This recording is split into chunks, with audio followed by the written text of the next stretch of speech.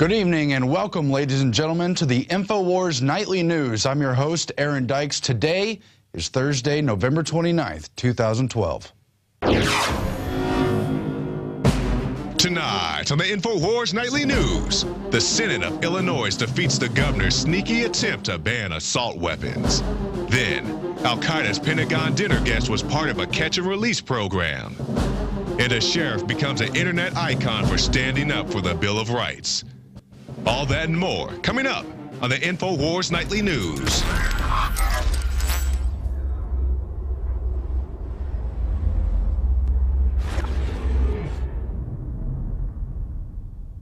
Last week, of course, was Thanksgiving, a time for Americans across the country to recall and give thanks for their family, their many blessings, for the freedoms we were granted in this country that were enumerated by the Constitution.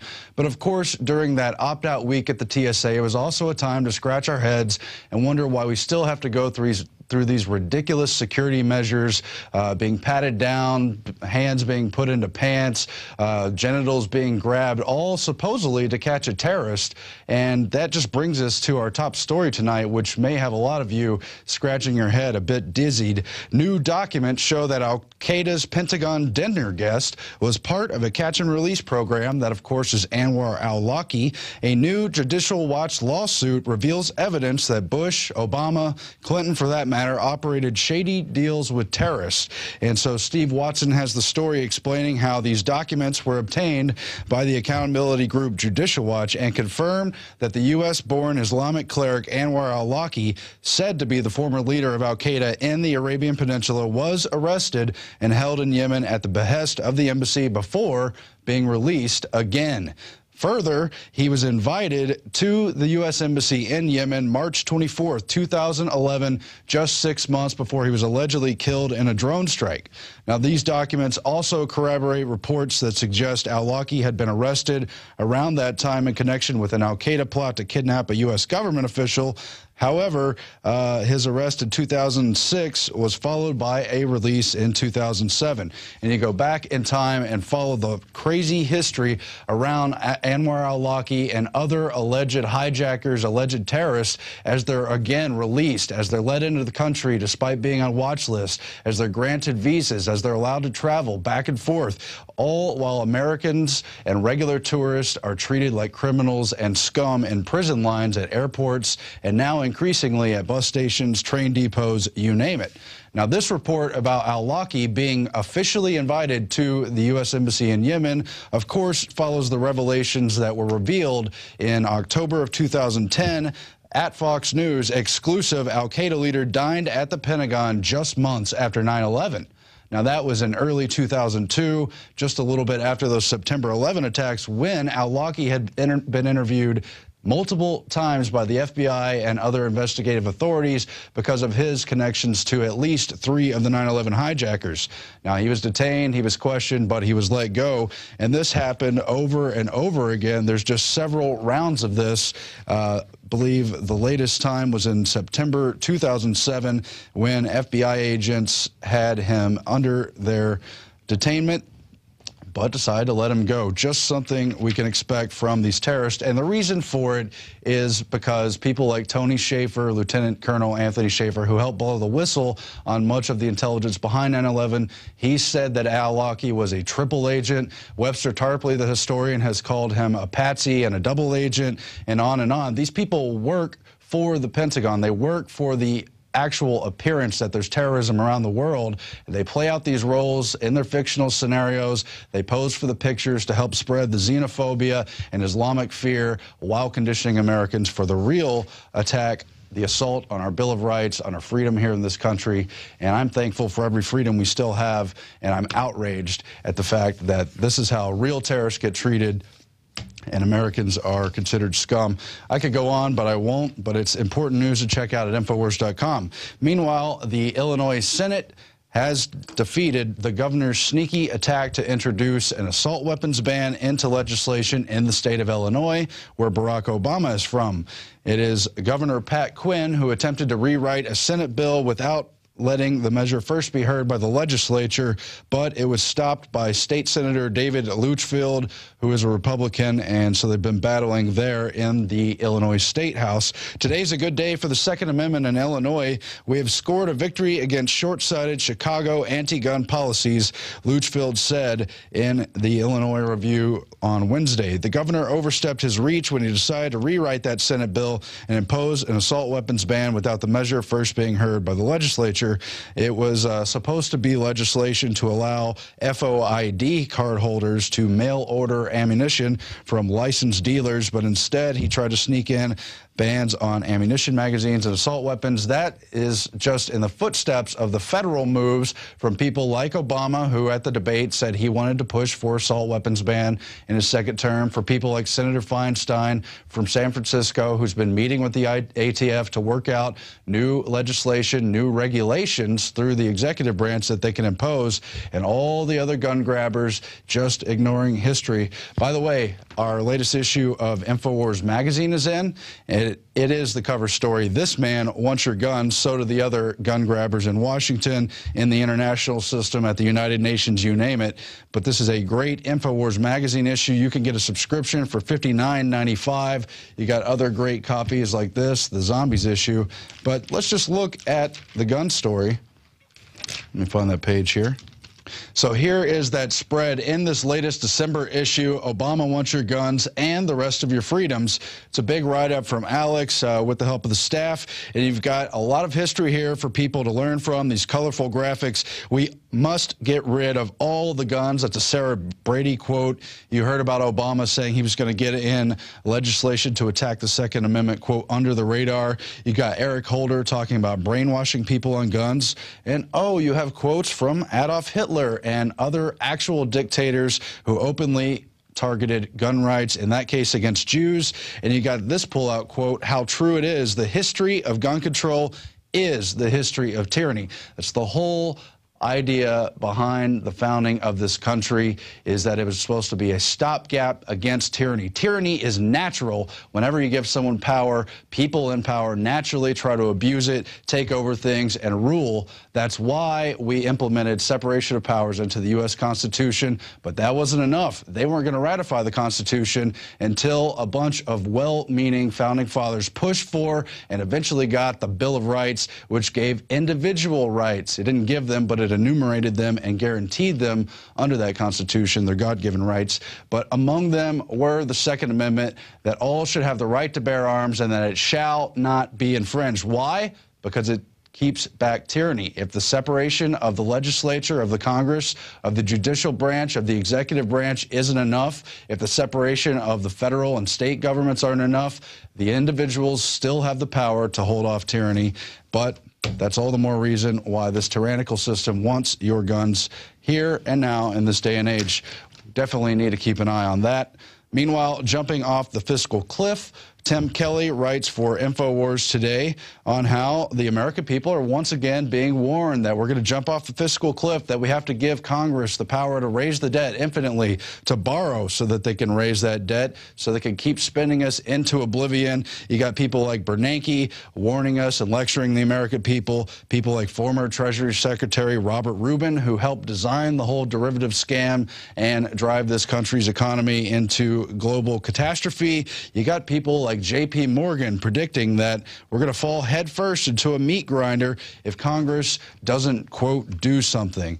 And what is it all about? It's from the Budget Control Act of 2011, the agreement where they raised the debt limit by $2.1 trillion, but found that unless they work things out, there would be automatic budget cuts and tax increases by January 2013, and now they're freaking out because they have no plan for a sustainable budget. They only have a plan to keep spending and borrowing and piling on the debt, and they're trying to freak everyone out so they can get a mandate to do that. Well, the whole thing is not only cooked books, it's double cooked books. It's like refried beans. It's like a deep fried Twinkie. It's a double dose of lies as we borrow from the Federal Reserve to pay off the budget, which is borrowed on debt, while that actual financial instrument from the Federal Reserve puts us in even more debt, dollar for dollar, which they then give to the mega banks so that they can borrow at 0% interest, less than 0% interest under quantitative easing, and loan it out at loan sharking rates. What a system, folks. What a system. I hope we see the light of day and figure that one out. Meanwhile, some good news. You've heard all the police abuse stories. We've showed videos. There's a lot of cops who are out of their jurisdiction, out of bounds on a complete power trip. But there's still some cops who care, and this man from the new NYPD force was profiled after he was pictured supposedly randomly buying and giving boots to a homeless man who literally had no shoes as the weather started to get rather freezing in New York. He asked the man his size and went into a store, bought him boots, and then brought him back to him. And that was Officer Larry DePrimo. That's all detailed in Adon Salazar's article at INFOWARS.com. It was spread around on the web besides that otherwise, and it helped the NYPD's public image. It increased their Facebook memberships many-fold because people are tired of seeing these abusive, out-of-control, wannabe tyrant cops. They want to see cops who still remember that they're servants, public officials, and that they're supposed to be helping the public, not harming them. But that kind of hero cop is one type of cop.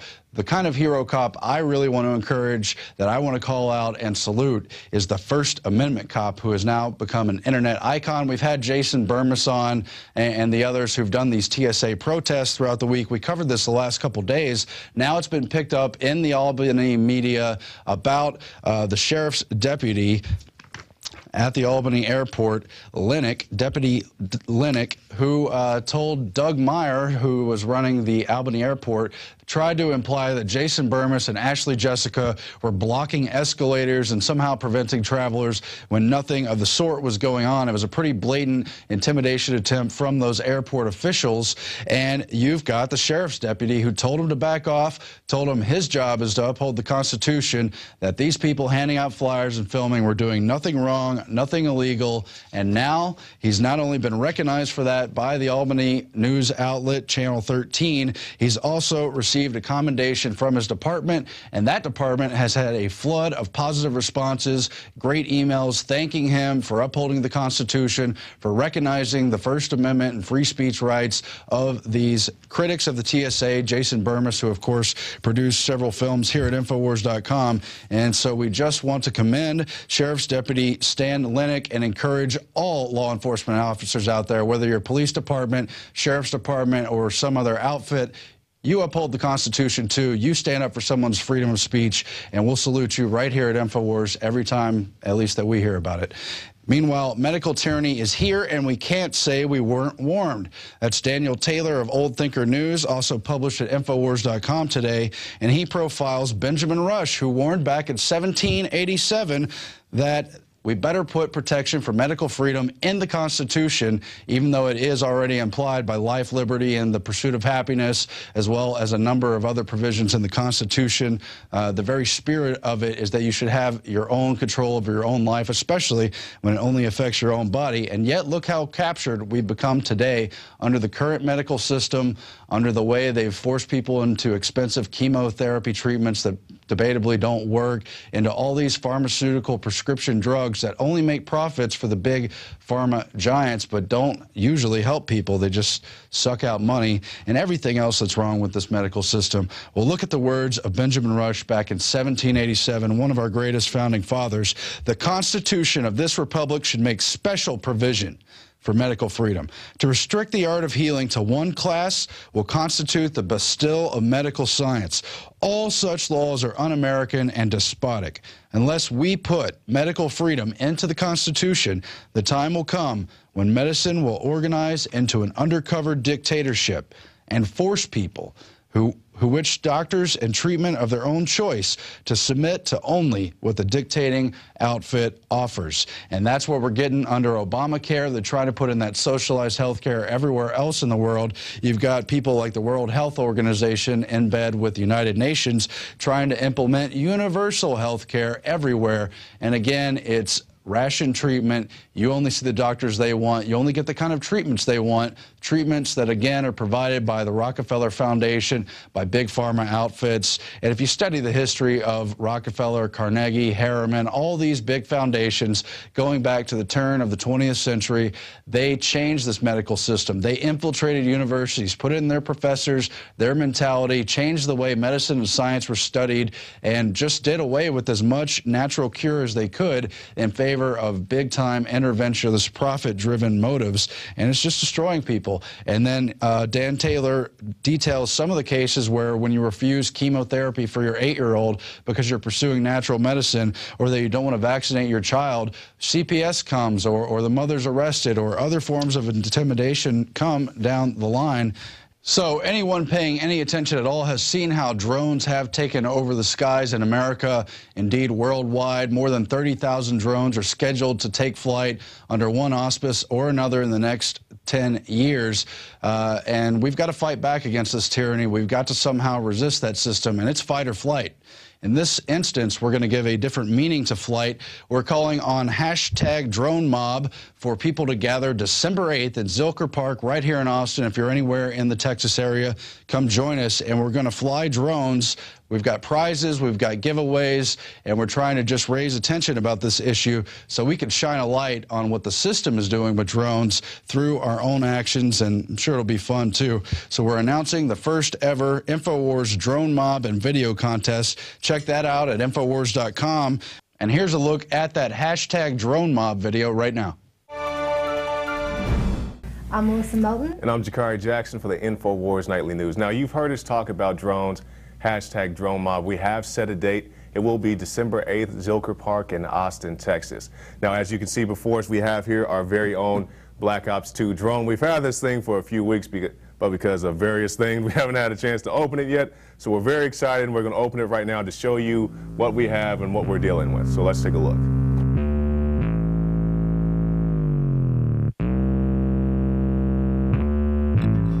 Oh, here we go. Ah, there it is.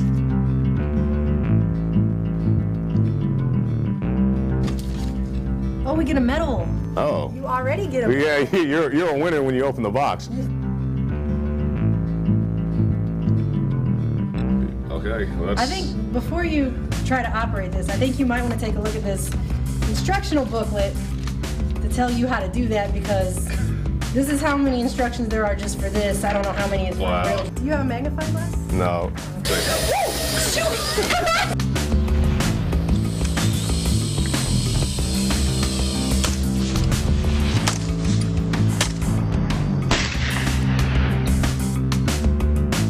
When INFOWARS last used drones, they were shot down. Not this time. This is a peaceful fly and contest meant for fun and awareness.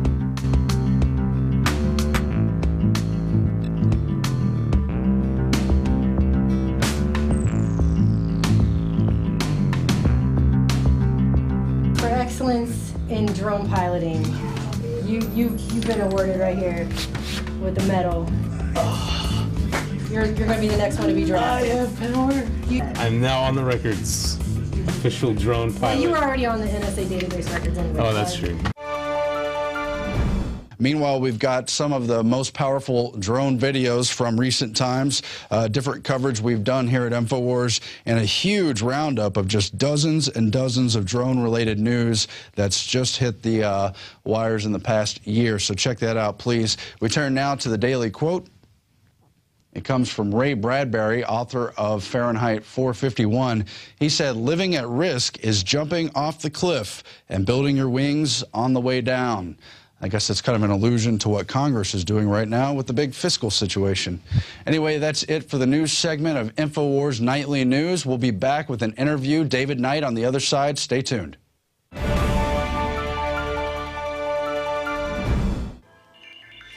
Alex Jones here with a message that could revolutionize health in this country. Going back about 1.5 years ago, I began to learn about the incredible health effects of longevity products. Aaron Dykes lost 92 pounds. We're going to show you some before and afters. Aaron, break down what happened, your story. I've worked really hard with diet and exercise to try to lose weight, but I just didn't get the results. It just didn't happen. Then I saw what you were doing with InfoWarsTeam.com.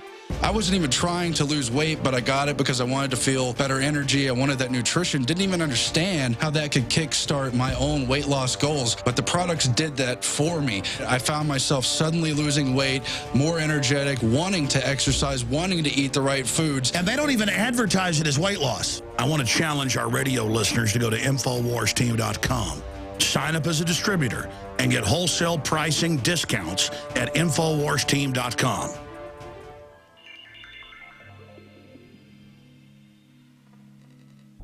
Recently, the Harvard School of Health looked at more than a dozen scientific studies concerning fluoride and confirmed what countless other scientists have been documenting for decades. Sodium fluoride in the body reduces IQ and increases cancers. You see, the aluminum industry and the fertilizer industries would have to pay to store all the toxic waste they produce, but instead they get our counties and cities to pay to put the poison in our water. It's not just fluoride we're getting, but lead, mercury, arsenic, the list goes on. And a lot of this toxic waste comes from China. Unfortunately, fluoride and its derivatives are only one of hundreds of toxins being added to our drinking water. We're battling the globalists on so many fronts. Health is an area where we can all take control of our lives, and it all starts with that basic building block of water. It is time to purify our family's water. The ProPure filtration system with added fluoride filters is the best system from my research to protect you and your family. InfoWarsStore.com already has the lowest prices on ProPure water filtration. But until December 10th, we are going to offer 15% off the already lowest price. I know what I'm giving my family this Christmas. ProPure. Go to InfoWarsStore.com and get 15% off the already lowest price out there with the code WATER15. WATER15, and you get 15% off at InfoWarsStore.com.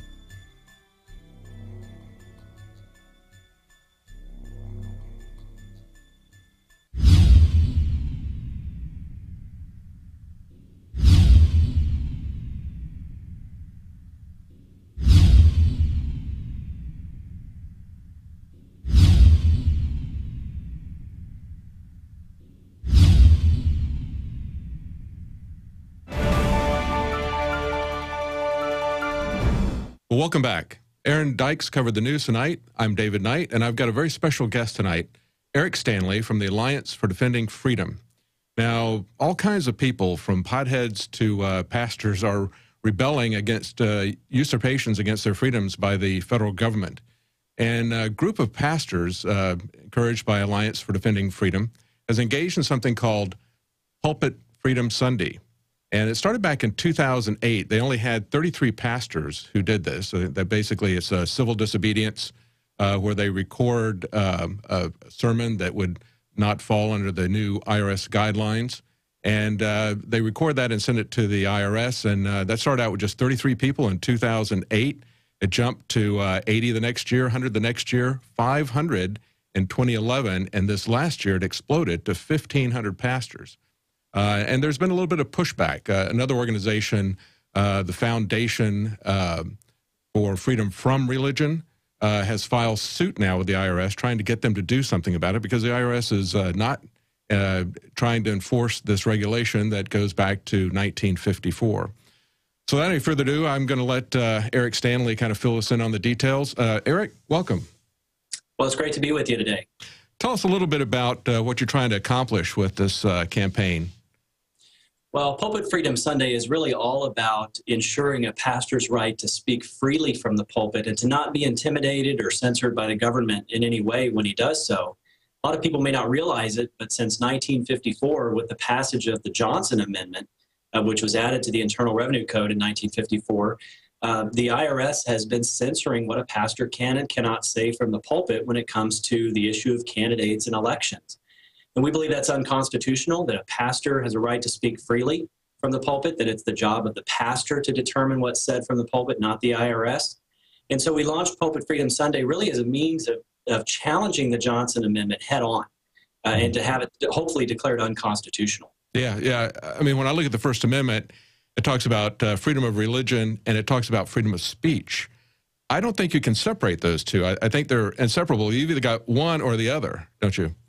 Well, yeah, absolutely. And that's really formed the basis of what our challenge is to the Johnson Amendment. It relates to both freedom of religion and freedom of speech. The freedom of religion, really both clauses of the religion clauses, which say free exercise of religion for the church to be able to decide on its own what can and cannot be said from the pulpit, but also related to the Establishment Clause. We don't usually like to use the phrase separation of church and state. It's been overused and abused over the years. But I think in this instance, it might be appropriate to use that. There should be a healthy separation between church and state where the state does not intrude into the internal workings of the church. And since 1954, the Johnson Amendment has set up this scheme where the IRS has essentially become a pulpit police. They have been determining the content of pastors' sermons as to whether it violates the rule or not. And that violates the Establishment Clause. That is not what, Thomas Jefferson, when he wrote that phrase, separation of church and state in 1802, had this type of situation in mind where the state was intruding into the internal workings of the church. And so that really forms the basis of what we're trying to do here, is to protect the constitutional rights of pastors. That's right. And it's important. Now, correct me if I'm wrong, but didn't the Johnson Amendment in 1954, Lyndon Johnson, we've got highways unfortunately named after him here in Austin. He was upset about a couple of nonprofits who had attacked him, and neither of those were churches. Is that correct? Well, that's right. Yeah, this is related. In 1954, Johnson was running for re-election to the U.S. Senate, and he was being opposed by two secular nonprofit organizations. One was run by H.L. Hunt, who was a Texas oil billionaire, and the other one was run by Frank Gannett, the publishing mogul. Gannett Media is still around today. And they just thought that Johnson was soft on communism. They didn't like his views on that. This was back during the era of McCarthyism and when we were fighting the Cold War. And so they were distributing thousands of pieces of literature in opposition to his campaign. And when Johnson couldn't find a way to silence these groups, he hit on an idea. In July 2nd, 1954, in the midst of this campaign, he showed up on the floor of the Senate, and he offered this amendment, which we call the Johnson Amendment, to an existing bill that was pending before the Senate at the time. It was a massive modernization, overhaul of the tax code in 1954. And the legislative history of the Johnson Amendment is really only a couple of paragraphs long, and it just shows that Johnson had already greased the wheels with the sponsor of this massive bill. The amendment was agreed to by a voice vote. It went through the conference process, and President Eisenhower signed it into law on August 16, 1954. And there was no discussion of what this might do to the constitutional rights of pastors and churches. In fact, Johnson's chief legislative aide, named George Reedy, a few years after the fact, really admitted that they didn't really have churches in mind. They were trying to silence these two nonprofit organizations that were opposing Johnson's candidacy, but churches just kind of got swept up into this because they occupy the same 501c3 status as the nonprofit organizations that Johnson was really after. This was really an illegitimate law from the beginning. It was unconstitutional then, it's unconstitutional now, and it needs to go. Yeah. Now, of course, we need to go back and remember that one of the primary sources shaping the vision of freedom and independence in the American Revolution were the clergy at the time. They even called them the Black Regiment, didn't they? Well, they did, yeah. In fact, historians have said that we owe our independence in great degree to the moral force of the pulpit. And pastors have always led the way, even beyond independence, in the great social and moral movements in America, ending child labor, promoting women's suffrage, the civil rights movement, on and on and on it goes. Pastors have always been at the forefront of that. But yet this law, since 1954, has really placed a chill on pastors in their speech from the pulpit. The IRS has done a lot over the years to fuzzy up the line as to what is permitted and what is not. And what has ended up happening is when pastors don't know where that line is, they back away from the line. And that gap in there is called self-censorship, and that's a chill on speech, and it's unconstitutional. It's just that nowhere, no court has ever had the opportunity to decide whether the IRS's censorship of a pastor's sermon is constitutional. And so that's something we want to change, because we think once we get it to a federal court, it's not going to take long for a court to strike that down as unconstitutional. Now, the Alliance, let's see, it's the Foundation for the Freedom from Religion Foundation. Right. And actually, their name actually seems to imply that they don't get the First Amendment right. It was freedom of religion, not freedom from religion. But the argument that they've put up is that churches should not get a tax deduction once they engage in politics. But the wage tax was enacted quite a bit after the, it was enacted before this Johnson Amendment went in. So even before the Johnson Amendment went in, right, people were still getting, the churches were able to speak freely, and people were able to get tax deductions for their donations once the tax code, once the income tax was spread out to wages during World War II. Yeah, that's exactly right. In fact, the Freedom from Religion Foundation, their argument just really ignores history. Churches have always been tax exempt from the very beginning of our country. And in every iteration of the tax code from the very beginning up until now, churches have been exempt from taxation. And the reason for that is because of what the Supreme Court said many years ago. It said the power to tax involves the power to destroy. And there's no surer way to destroy the free exercise of religion than to begin taxing. And so our country made the determination that churches needed to be tax exempt to protect that constitutional structure and to protect the free exercise of religion. And for 166 years, from the time of the adoption of the Bill of Rights until 1954, there was absolutely no restriction on what pastors could and could not say from the pulpit. In fact, we've got sermons going back all the way to the election of 1800 when Thomas Jefferson was running for president, where pastors were speaking out both for and against his candidacy for the presidency from the pulpit. And nobody questioned whether they ought to be exempt or people ought to get, deductions. At that time there weren't, but nobody questioned whether exemption was an issue. It just, pastors had the right to speak freely. And it was only when the Johnson Amendment was illegitimately added to the tax code, kind of snuck through by Lyndon Johnson, who was just a powerful politician bent on silencing some opponents, that this speech restriction came into play. And the problem has become over the years is the IRS holds all the cards as to who it gets into court with, when, and how. And it has studiously avoided any court confrontation over this issue for the last 58 years.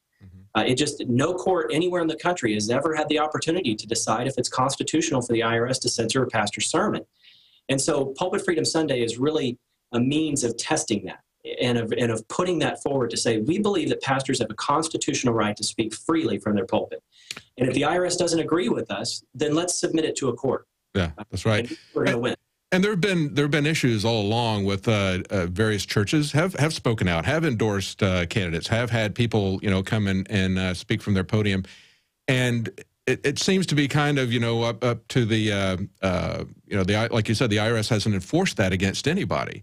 But this is something where you're trying to clarify this, and there have been murmurs and intimidations and that sort of thing, depending on who's in power, whether they want conservative or liberal churches to have politicians to speak there. So there's been kind of a behind-the-scenes intimidation and threat going on there.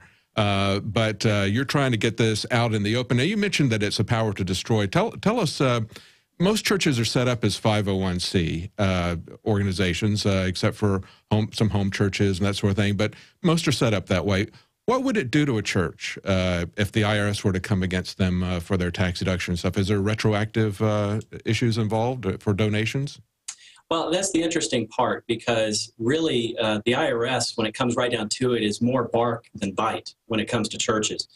There was a case involving a church that had its tax-exempt letter revoked several years ago, but it never had its tax-exempt status revoked. And churches occupy a unique position in the tax code where they don't need a letter of determination from the IRS to be considered tax exempt. The tax code grants churches an automatic exemption from income taxation. And so, no church has ever had its status revoked. But even assuming the IRS could do something like that, the appeals court in that one case that dealt with the church's letter being revoked said, well, it really might not matter much because churches they survive on donations, which are considered gifts, which is not considered income under the tax code. So most churches don't even have any income to be taxed in the first place. The deductions for contributions may be an issue for donors to the church. But, statistics tell us that about 60% of American taxpayers don't even itemize their deductions. They just take the standard deduction. And so, for 60% of churchgoers, that's really not an issue. So really, when it comes down to it, it's more bark than bite. There's not a whole lot the IRS can do to churches. Oh, that's interesting. So tell us what you... It's really bad. Churches have really built up the IRS to be something that it's not, and have given it a lot of power over churches. And our message from the very beginning when we started Pulpit Freedom Sunday has been, no pastor should ever fear the IRS when he stands in his pulpit to proclaim biblical truth. And we shouldn't give the IRS that amount of power over what can and cannot be said from the pulpit. Oh, absolutely. I couldn't agree more. I think a lot of pastors have an incorrect understanding of Romans 13 as well, where they almost attribute the divine right of kings to whoever happens to be in authority. And there's a lot of different things that set up somebody's legitimate authority according to Romans 13. It's not just the fact that they're occupying an office or that they're wearing a uniform or something like that. What do you think that this organization hopes to accomplish, this Freedom from Religion Foundation, with this lawsuit against the IRS? And what do you think is going to happen from this point out? Well, to put it bluntly, the only thing they want to accomplish is publicity. The lawsuit, I've taken a look at it. It's meritless. I'm betting that it'll get thrown out of court fairly quickly. What the Freedom from Religion Foundation has done is to sue the IRS and to say, you're not enforcing this against churches. In reality, the IRS is enforcing this against churches. And, you know, the Freedom from Religion Foundation can't show how it has been harmed by the IRS's refusal to enforce it against some churches and not others. And, you know, this is the kind of lawsuit that's not going to go anywhere. It's a publicity stunt to bring attention to the fact that, you know, what we're doing with Pulpit Freedom Sunday, basically, is to take on the IRS. Now, so far, the IRS has not taken the bait, so to speak, with Pulpit Freedom Sunday. It's still possible that it could, and we'll continue to push forward until we either get a test case that will have the Johnson Amendment declared unconstitutional, or until maybe enough pastors start to speak out that it becomes a catalyst for some sort of legislative change in Congress to remove the Johnson Amendment once and for all. That's great. Well, I certainly hope it does get some kind of publicity, because I certainly hope your organization gets publicity and helps pastors understand they need to stop being censored and intimidated by this paper tiger, you know, that we call the IRS. I mean, these are fundamental freedoms that are too important to give up, and it's too important for us to just allow the government to rope off areas of our life, whether it's in religion or whether it's at the airport, you know, searching us and that sort of thing. We need to stand by these constitutional freedoms that we have. And like I said at the start of the program, the First Amendment talks about both freedom of speech and freedom of religion, and you cannot separate both of those.